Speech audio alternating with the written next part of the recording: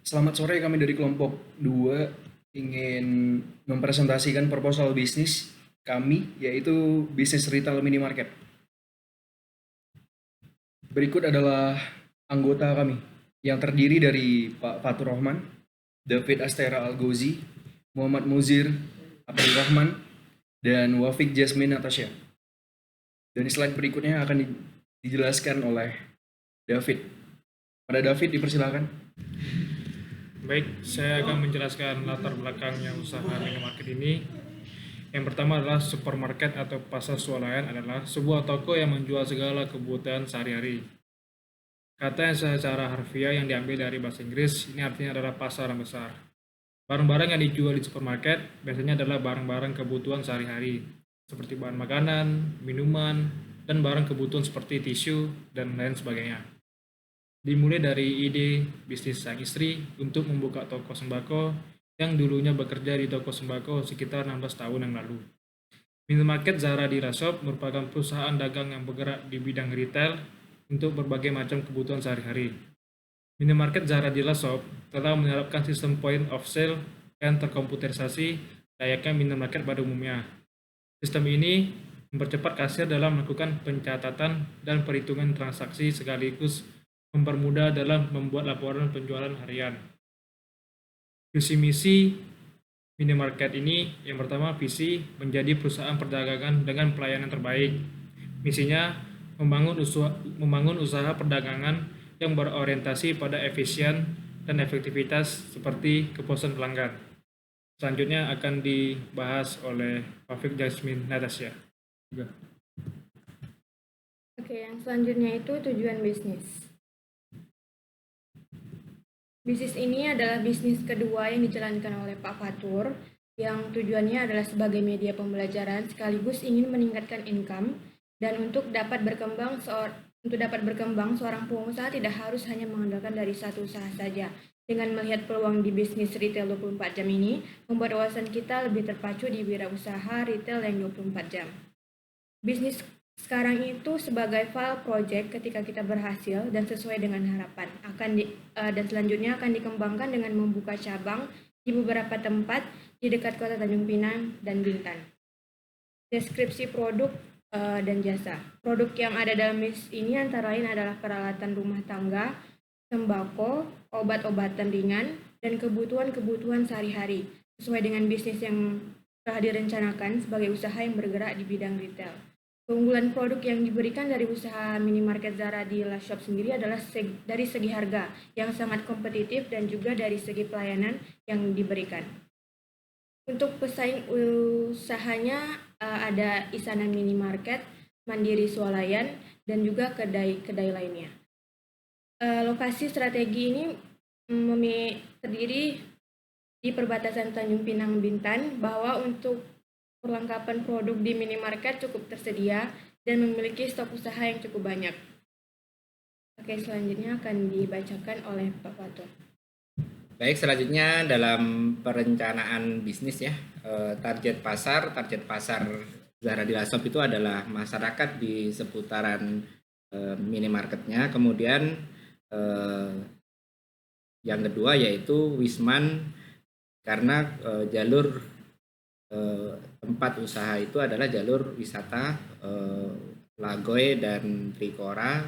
Jadi seringkali bus wisata itu berhenti untuk menurunkan wisatawan di lokasi ini sebagai mencari kelengkapan yang tidak ada di hotel. Biasanya seperti itu. Kemudian dari segi permintaan, rasio permintaan konsumen sudah bisa dilihat di tabel ya. Dulu usaha Zara ini diawali di tahun 2017 dan waktu itu masih belum 24 jam. Sampai tahun 2019 akhir itu belum 24 jam dan dimulai ide 24 jam setelah hasil evaluasi di 2 tahun pertama hasilnya kurang maksimal. Akhir 2019 saya uji coba dengan 24 jam dan terlihat hasilnya di 2020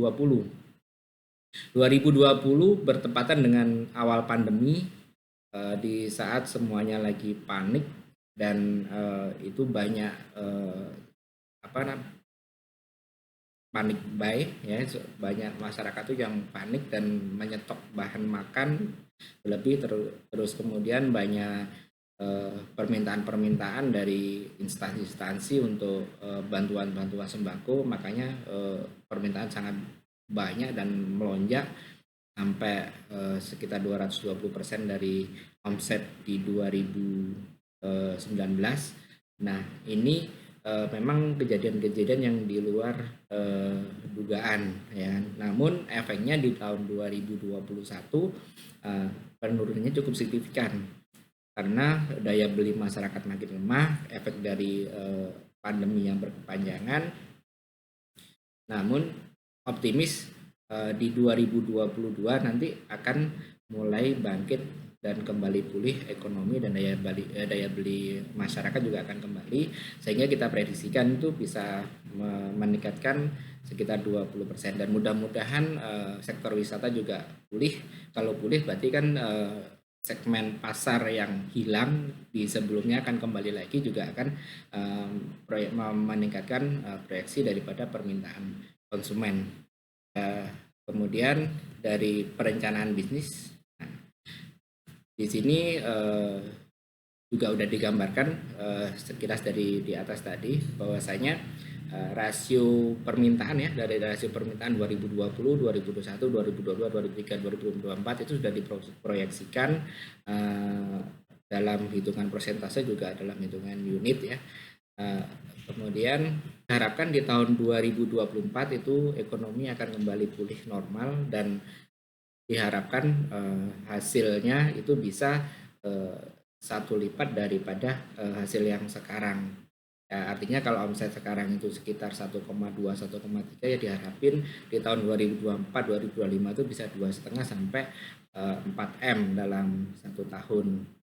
Strategi pasar Zara di Lasop meluncurkan ada promo murah paket, itu sudah kita lakukan. Kemudian kemarin kita juga upayakan dengan konsep belanja cukup dari rumah, jadi kita pakai pengantaran juga, itu cukup berjalan, cuman belum maksimal karena ada beberapa kendala yang timbul, dan itu akan semakin baik jika didukung dengan penyempurnaan daripada sistem itu sendiri. Proyeksi keuangan modal dasar daripada minimarket adalah 400 juta. Ini kita hitung kalau ruko adalah sewa, kemudian biaya renovasi, kemudian produk awal, karena kita pembelanjaan produk awal itu rata-rata cash, tidak bisa langsung sistem tempo, jadi harus cash dulu di depan. Dan untuk operasional di 2 tahun pertama, karena pengalaman yang kami lihat di 2 tahun pertama itu adalah di mana kita masih menjaring konsumen untuk stay atau untuk berlangganan di toko kita. Yang sisanya yang 70 juta itu untuk safety kita operasional selama 2 tahun ke depan. Ini adalah hasil real